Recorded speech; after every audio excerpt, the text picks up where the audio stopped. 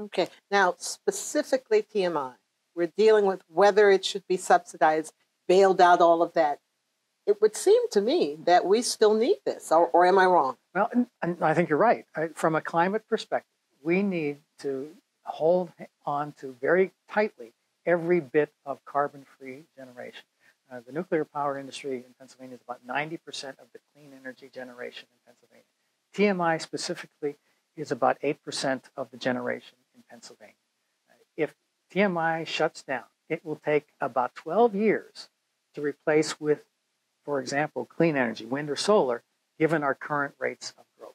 We can't afford to let the state's carbon emissions go up for another dozen years.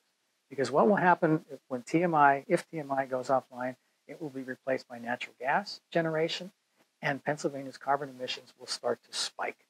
We can't afford for that to happen if we're going to be serious as we need to be.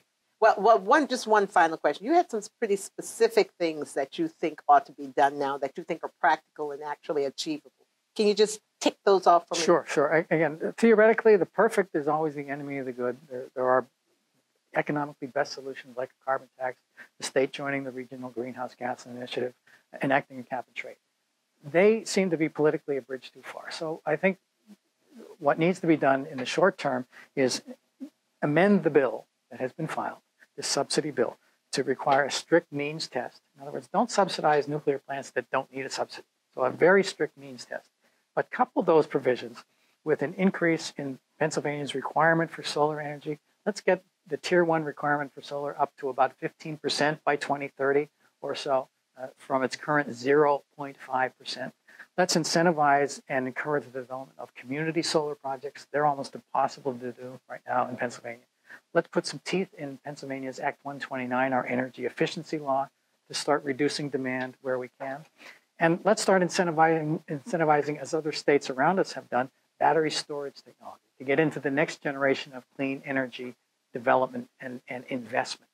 There's a lot of job growth and economic development happening in other states that are really making clean technology a priority. Pennsylvania needs to do the same and can do that as part of this bill.